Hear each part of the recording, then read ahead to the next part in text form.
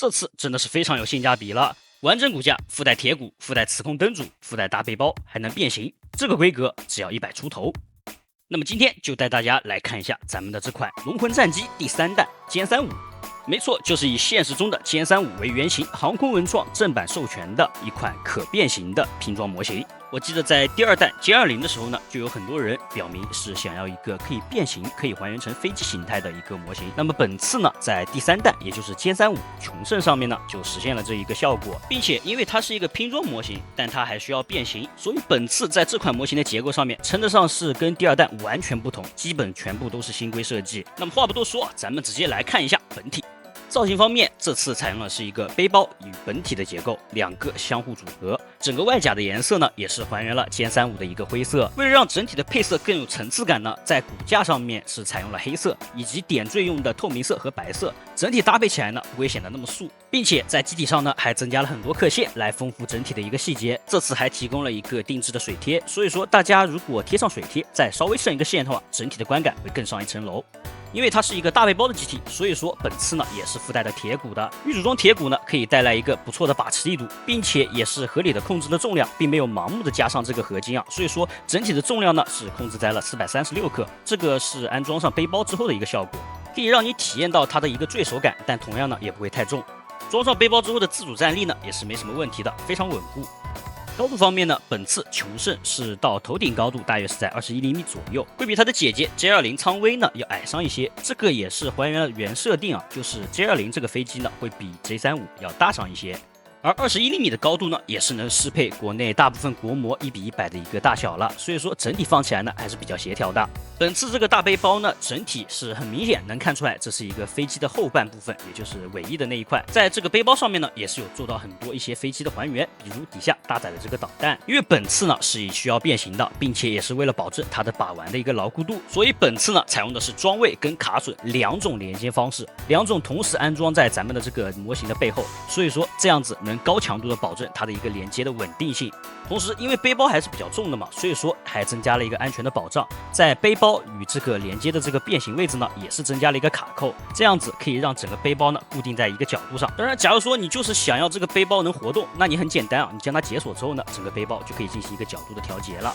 本次在头部的这个造型方面呢，采用的并不是传统的眼睛啊，是一个墨镜机的造型。头部两侧呢还有向后延伸的一个天线，并且本次在头部呢也内置了灯组，磁吸的，一碰就可以直接点亮。整体的亮度在强光下呢也是能体现出来的，灯组亮度给的非常强，所以说在点亮头部的时候呢，这个光还可以直接导向胸口这边的透明键，实现两边同时亮。整体拼装的组合度呢，相较于前一代呢也进行了一个优化，基本是不需要大力金刚值了，整体拼下来呢还是比较丝滑的，并且拼装完之后的这个紧实度大家可以看一下。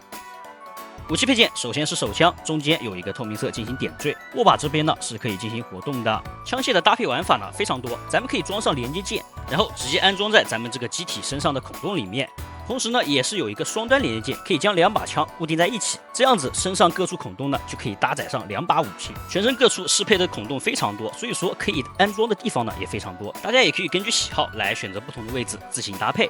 接着呢还有导弹发射器，导弹发射器前方盖子是可以打开的，露出里面的导弹细节，并且它这边呢是有一个装位的，可以连接在身上的各处孔洞里面。那么这边要提一下，我手中这款呢是进阶版，进阶版的话会比普通版要多出1倍的武器，所以大家如果想要实现视频中这样子全副武装，每一个地方全部插上武器的话，那大家就可以考虑一下这款的进阶版。除了手枪以外呢，还会附带长枪，长枪上方呢还会有一个瞄准镜的一个细节。长枪呢也是可以通过连接件安装在咱们这个身上的各处位置的，整体搭配起来呢也是比较好看的。我个人呢会比较喜欢长枪一点，特别是咱们搭配一下支架，再搭配一下背包，摆一个射击的动作，是不是就有那味儿了？最后一把武器是一把光剑，剑身呢采用的是橙色的透明剑。这个光剑呢还有另外一个玩法，咱们将背包后方这个机头呢单独拆下来，这个机头上面这个驾驶舱盖啊其实是有替换键的，有2种不同的颜色，黑色跟灰色，可以自行的选择。当然我还是喜欢这个透明键啊，透明键的话可以看到里面的驾驶舱细节。本次模型呢还附带了坐姿跟站姿2个小人，坐姿的小人呢就可以安装在咱们这个驾驶舱里面了。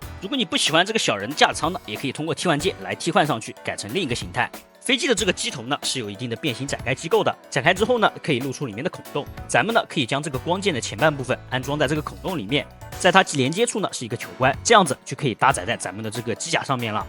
那么接着咱们来看一下本次的可动。首先呢，先从头部开始。头部两侧的这个小天线呢，是一个球冠安装的，所以说它是有一定的角度调节的。不过大家把玩的时候需要注意一下，这个地方毕竟是一个易损的一小零件。整个头部呢，抬头、低头以及侧摆呢都没什么问题，是球冠连接的。在胸前这边，这个透明件盖板呢是可以进行打开，打开之后可以增加它的低头幅度。这一段的可动呢，也涉及到后面的变形，并且前方这个盖板里面呢，实际上是咱们的这个驾驶舱。咱们先前展示的在机头那边的那个坐姿小人呢，也可以选择安装在咱们这个机体的驾驶舱里面。两侧的肩胛呢，采用了镂空和透明件来进行点缀，并且本次肩胛呢，采用的是一个套筒结构，所以说肩胛是可以单独进行一个角度调节的。我个人认为呢，这个肩胛稍微上抬一点会比较好看一些。本次肩胛内部的空间呢是非常大的，所以说手臂平抬呢，基本是没什么压力，可以直接超过90度，并且也不会很影响肩胛的一个角度。手臂根部呢是附带一个外拉关节的，外拉之后呢，可以很大程度的增加手臂的一个前倾角度，整体可以达到这个效果。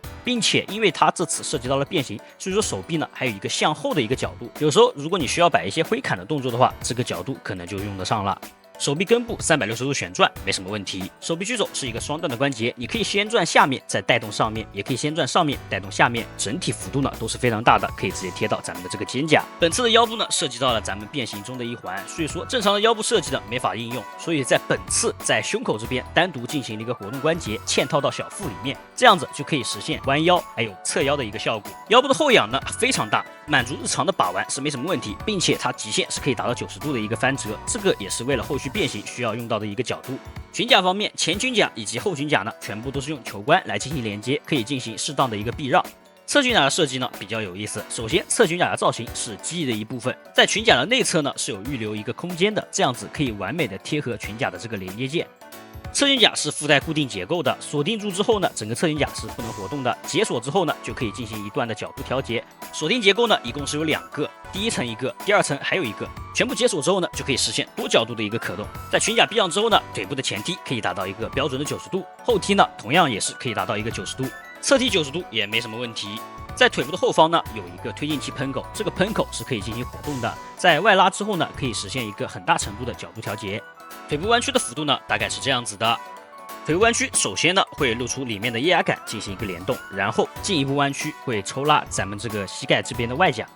脚部上方的装甲是可以实现一个角度调节来进行避让的。脚部这边脚尖是有单独的一个可动的，并且在脚后跟这边呢也设立了一个活动关节。这一段关节呢满足了变形的需求，同时呢在脚部活动的时候呢也可以进行一个有效的避让。脚部的侧摆接地呢也是有一个很不错的角度，脚部的旋转呢也没什么问题。尽管是一个变形机啊，但是大家也能看得出来，它的可动还算是不错的。很多地方都因为变形有一些独立的结构，但也没有影响它的可动空间。整体摆一些动作呢，还是可以的。接着咱们来看一下本次变形完的飞机造型。飞机的颜色呢，采用的是歼35最经典的银灰色。在飞机的造型上呢，也是有根据歼35的一个原型来进行还原。除了机头这个配件是需要拆装的，其他所有地方全部都是一体变形。这个飞机造型大家觉得怎么样呢？前面说到机甲身上增加的刻线呢，在变形成飞机之后呢，全部都会体现在飞机上，再搭配上水贴，可以让飞机的外观更加丰富一些。机头部分呢，咱们也已经提到过了。首先，驾驶舱的舱门是可以打开的，露出里面的小人和驾驶舱。机甲的侧裙甲呢，通过多段的一个结构变形，让侧裙甲变成了飞机机翼的一部分。同时，腿部后方的那个喷口呢，也变成了咱们飞机的推进器。咱们本体的下半部分，也就是腿部这边呢，也是有通过卡扣以及装位的固定来进行收纳在飞机的底部，这样也刚好形成了飞机的机身。在人形本体的情况下留下的这些孔洞呢，全部在飞机上都有保留，这样子就可以搭载上咱们所有的武器了。比如咱们的这个长枪呢，就可以直接将其安装在腿部侧边，直接搭载上去。在飞机的顶部这边呢，也是有预留孔洞，也可以搭载上咱们的武器。导弹、长枪、手枪都可以自行搭配，可以全副武装，装载在这个飞机上面。那么以上就是本款歼35穷胜的一个全部内容了。完整骨架，附带铁骨，附带磁控灯组，还能变形成飞机。这个性价比大家觉得怎么样呢？那么最后我这边也给大家演示一下人形变形到飞机的一个过程。整体的变形并不算复杂，说明书给的步骤呢也是比较详细的，制作视频不易，希望大家多多3连。咱们下期再见。